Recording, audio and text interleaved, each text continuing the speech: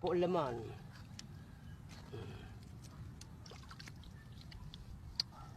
Dapat nagbaan tayong suka. Kaya nga, kung ilagay sa suka at ilalagay na naman natin ito sa lalagyan.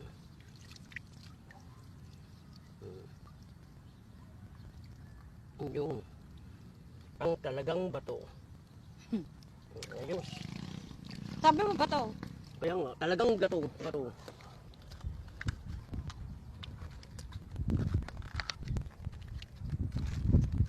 po ay sariwang seafood. Hindi pwede lutuin, hindi pwede lagyan ng suka. Dahil malamis na. Namis na. Yung matambay. Wala malasa.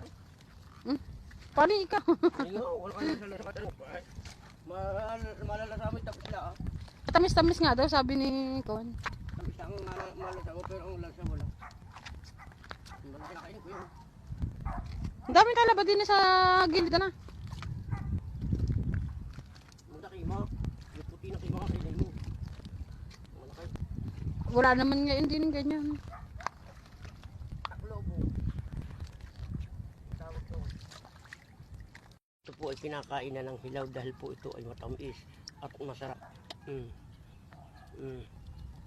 Pati po siya niya hindi kinakain. Kain na.